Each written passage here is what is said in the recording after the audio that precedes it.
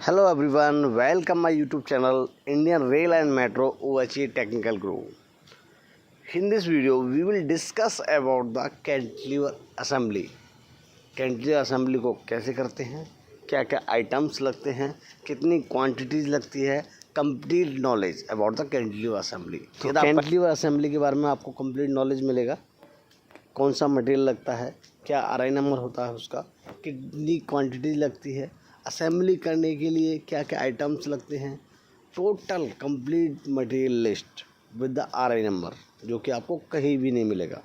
तो दोस्तों, यदि आप स्टोर में या साइट पे या ऑफिशियली में भी काम करते हैं रेलवे टीआरडी ओएचई में, लेट्स स्टार्ट वीडियो। सारी चीज़ें जानना बहुत जरूरी है। तो जैसा कि आप स्क्रीन पर आपके सामने मटेरियल लिस्ट है ब्रैकेट फैब्रिकेशन की, आप ये सारी चीज़ें नोट डाउन कर लें, एक डायरी और पेन ले लें और सारी चीज़ें आप नोट डाउन कर लें। हम थोड़ा कब बता पाएंगे, वीडियो बहुत लेंथी हो जाएगा, इसलिए करके आपको जो सारी चीज़ें आपको स्लोली मिलेंगी, है ना। तो आप नोट डाउन कर लें सारी मटेरियल की लिस्ट। जैसा कि आप देखें, एंड टू एंड क्लैंप आपका क्या हर नंबर रहता है, कितना क्वांटिटी रहता है, सारी चीज़ें आपके सामने स्क्रीन पर आ रही है। अभी सामने जो आपके सामने स्क्रीन पर जो लिस्ट है वो आईएमपी के हिसाब से है।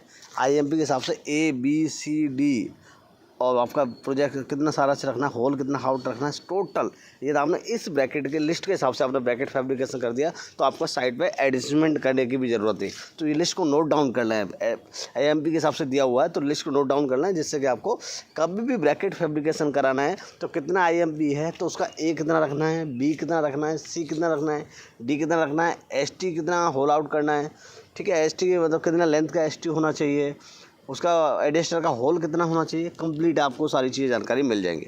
तो ये सारे आपको 4-5 सीट जो भी दी हैं वो टोटल आपका ब्रैकेट असेंबली के लिए है कि साइड पर आप IMP मेजर कर लीजिए। मेजर करने के बाद आप स्टोर को ये अपनी लिस्ट दे दें, उसको बता दें कि ये इसके हिसाब से ABCD इतने पर होना है। तो वो सारी चीज़ हम बताएंगे आपको आगे, ABCD होता क्या है। अभी आप नोट डाउन कर लें कि कितने IMP पे कितनी वैल्यू कहाँ रखते हैं, टोटल है होल आउट से लेकर, जिससे कि आपको SED करने जाओगे या एडजस्टमेंट करने जाओगे तो आपको बहुत इजीली आपको स्टोर में ही आपका वो सारा एडवांस काम हो जाएगा जो आप साइट पर करते हैं। तो पहले आप स्टोर में फैब्रिकेशन इस हिसाब से कर लें कि आपका साइट पे आपको इतना मेहनत ना करना पड़े। बहुत आपका जो ब्रैकेट आप एडजस्टमेंट 1 घंटे में कर रहे हो, यदि आपका ABCD पहले से फिक्स है, होल आउट पहले से फिक्स है, तो आपका वो 1 घंटे वाला काम 10 मिनट में हो जाएगा। इससे बोलते हैं स्मार्ट वर्किंग। यदि आप स्मार्ट वर्किंग के हिसाब से काम करोगे तो बहुत इजीली आगे प्रोजेक्ट बहुत जल्दी होता है और आप लोगों का ग्रोथ भी जल्दी होगा। इसीलिए दोस्तों, आप ये लिस्ट को फॉलो करें, जिससे कि आपको कोई भी दिक्कत ना रहे।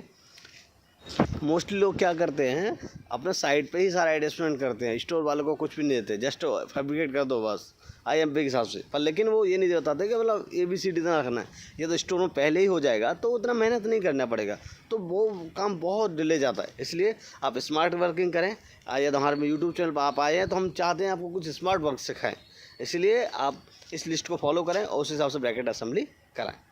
चलिए दोस्तों, ये आपका ब्रैकेट असेंबली के बारे में होगा। IMP के हिसाब से आप कभी भी ब्रैकेट असेंबली करा लीजिए, कौन सा भी रहे, कितना भी IMP रहे, कैसे भी रहे, चाहे आपका पोर्टल पर रहे, DA पर रहे, चाहे आपका सिंगल लोकेशन में रहे। चलिए दोस्तों, आगे बढ़ते हैं। जैसा कि स्क्रीन पर आप देख पा रहे हैं, ब्रैकेट असेंबली का पूरा एक चार्ट है।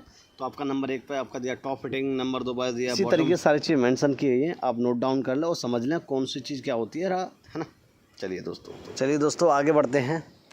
आगे आपके आने वाले स्क्रीन्स जैसे कि आप देख पा रहे हैं, आपको एक आइटम्स के बारे में शो अप किया जाएगा, तो आप उससे बड़ी इजीली तरीके से, अच्छे तरीके से आप समझ सकते हैं कि कौन सा आइटम्स क्या होता है। क्योंकि वो सारी चीज़ें आपको, जैसे न कोई फ्रेशर स्टाफ होता है तो उनको आइडिया नहीं होता है, तो वो सारी उनको समझने में बहुत टाइम लगता है। तो यदि आप हमारे चैनल पर बने रहे तो आपको सारी चीज़ें, सारे पॉइंट, आपको डाउट्स ख़त्म हो जाएंगे। छोटे से स्मॉल पार्ट्स, बिग से बिग पार्ट्स, आप सारी चीज़ों को आपको कंप्लीट नॉलेज मिलेगी। तो दोस्तों, जैसा कि आप स्क्रीन पर देख पा रहे हैं, वो सारी चीज़ें हम आपको शो ऑफ कराने का प्रयास कर रहे हैं पूरा, जैसे हमने अब पहले भी किया है और आगे भी करते रहेंगे।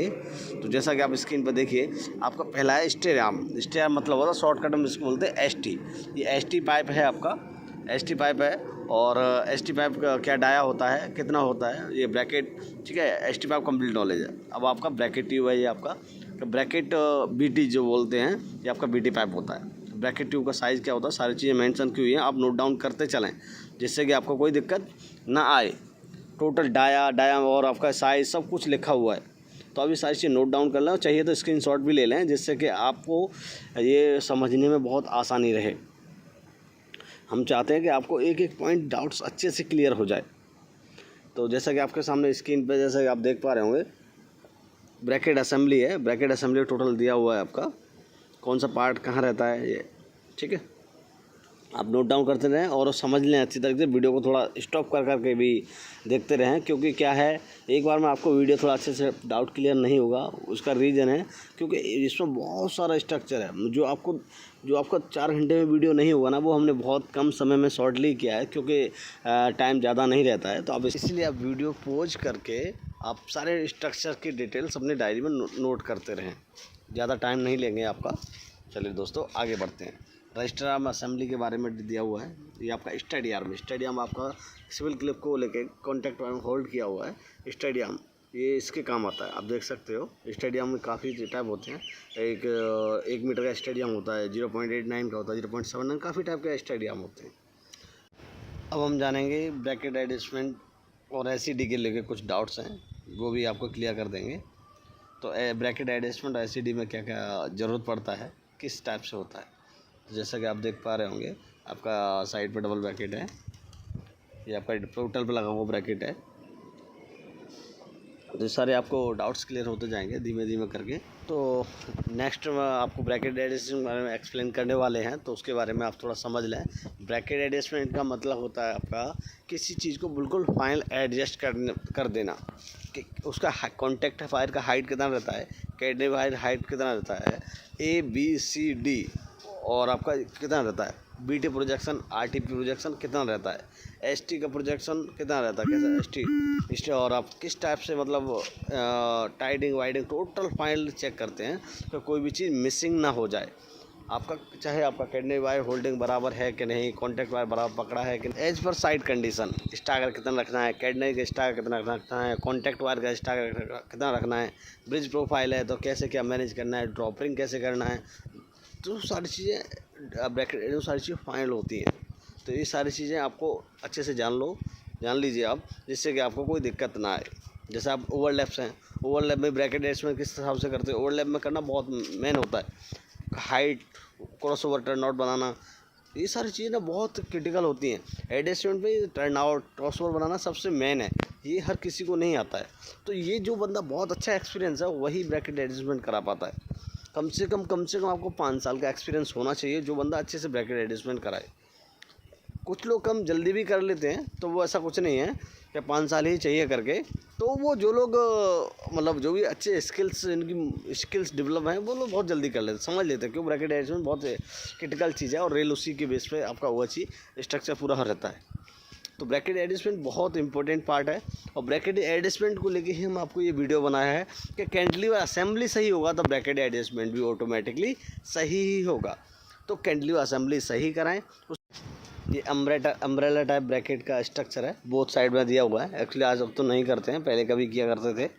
तो अम्ब्रेला टाइप थोड़ा रिस्की रहता है, इसलिए नहीं करते आजकल। अब ब्रैकेट असेंबली आपका ड्रॉप आर्म है, कितना हाइट रखना चाहिए, कैसे रखना चाहिए, आपको सारी चीज़ एक्सप्लेनेशन आगे वीडियो में आपको बताते हैं। डबल कैंटिलीवर आपका ड्रॉप आर्म DA पे है। तो DA मतलब ड्रॉप आर्म शॉर्टकट में बोलते हैं, पोर्टल में जो लगता है तो उसका असेंबलिंग है, ठीक है। स्पेशल आपका बॉक्स टाइप का जो होता है, बॉक्स टाइप का आपका टर्न आउट वगैरह पे, टर्न आउट क्रॉसओवर पर यूज़ किया जाता है। जहाँ आपका TC नहीं मिलता है वहाँ आपका कैंटिलीवर आपका बॉक्स टाइप का ब्रैकेट यूज़ किया जाता है, TC कम होने की वजह से, ठीक है। ये आपका स्ट्रक्चर दिया हुआ बॉक्स टाइप ब्रैकेट का, आप जूम करके और स्टॉप करके वीडियो देख लें, ज़्यादा समय नहीं लेंगे, इसलिए हम थोड़ा सा ज़्यादा लेंथी नहीं करना चाहते। तो आपका ब्रिज और टनल में क्या स्ट्रक्चर रहता है। चलिए दोस्तों, आगे और कुछ स्ट्रक्चर के बारे में एक्सप्लेन करते हैं। आगे जो आपके आने वाला है ब्रैकेट में आपका, जैसे चेयर, MCC, सिंगल SPS कहाँ लगता है, कैसे लगता है, क्या क्राइटेरिया रहता है, वो सारी चीज़ आपको एक्सप्लेन करेंगे। जैसा कि आप ब्रैकेट देख रहे हैं, नॉर्मल आपका चेयर पर लगा हुआ है, RT चेयर उधर नीचे आप देख सकते हैं। यहाँ ब्रैकेट चेयर आपका सिंगल चेयर, डबल चेयर दो होता है। सिंगल ब्रैकेट में सिंगल चेयर और डबल ब्रैकेट में डबल चेयर। ये आपका प्लेटफॉर्म है, इसलिए नीचे RT चेयर लगी हुई है, ठीक है। तो ये RT चेयर कहाँ लगाते हैं, जहाँ IMP आपका कुछ 360 से ऊपर हो रहा है, आपका नॉर्मल एरिया में आपका ओपन रूट है। यदि आपका IMP 360 से ऊपर है तो वहाँ पर आपका चेयर लगेगा। सिंगल चेयर है तो सिंगल, डबल ब्रैकेट है तो डबल चेयर, वो डिपेंड करता है ब्रैकेट पे। तो आपका जैसे आपका स्टेशन एरिया है तो स्टेशन आपका सिंगल मास्ट है, वहाँ पे आरटी चेयर ही लगेगा। आरटी चेयर का लेंथ वगैरह सारी चीज़ हमने लिस्ट में मेंशन की हैं, आप लिस्ट को नोट डाउन कर लें। एंड ऑफ द वीडियो आपको लिस्ट मिल जाएगी पूरा ब्रैकेट फैब्रिकेशन की, जिसमें आपका कौन सा मटेरियल क्या लगता है, ब्रैकेट है कौन से मास्ट पे कौन सा वाला लगना है, पोर्टल पे ब्रैकेट लगाएंगे तो कौन सा मटेरियल लगेगा, डीए पे लगाएंगे तो कौन सा लगेगा, टीटीयू पे लगाएंगे तो कौन सा मटेरियल लगेगा, आपका पोर्टल पे डायरेक्ट अपराइट फिटिंग पे लगाएंगे तो कौन सा लगेगा। तो वो सारी चीज़ आपको लिस्ट में मिल जाएंगी।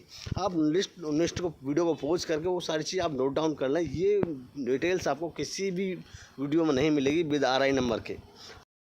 जैसा कि लिस्ट आपके सामने स्क्रीन पर आगे आने वाली है, देखिए फर्स्ट आपका दिया हुआ है ब्रैकेट असेंबली का पूरा डिटेल दिया हो आपको, जैसे कि आपको कोई भी कैसे करना है, क्वांटिटीज़, आरआई नंबर, सबसे मटेरियल का नेम दिया हुआ है, फिर उसको आरआई नंबर दिया हुआ है, फिर उसको क्वांटिटी और कोई भी रिमार्क करता है वो भी दिया हुआ है। ये तो आपका जैसे कि आप दूसरा आपका स्लाइड आ गया, ये भी आपका मटेरियल का ही है। इसमें क्या है आपका एमसीसी असेंबली क्या क्या मटेरियल चाहिए वो लिस्ट है। तीसरा आपका सिंगल चेयर, डबल चेयर और आरटी चेयर असेंबलिंग करने के लिए क्या क्या चाहिए करके वो वाला मटेरियल लिस्ट है, ये वाला आप देख सकते हैं।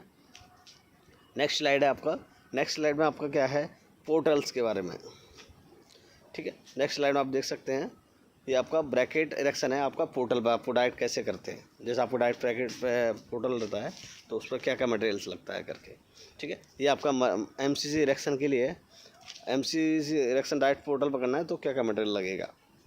ये वाला जो लिस्ट है आपका, ये आपका ब्रैकेट इरेक्शन है स्पेशल टीटीयू पे, स्पेशल टीटीयू पे कौन सा आइटम्स लगते हैं। आपके ब्रैकेट इरेक्शन डीए पे क्या क्या लगना है, 6x6 का डीए पे क्या क्या आइटम्स लगेंगे वो है करके।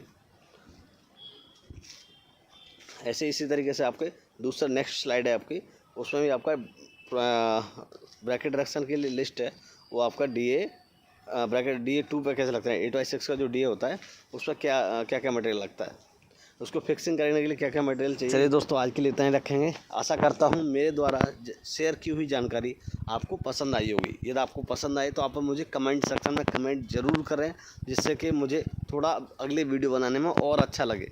तो आप लोगों का सहयोग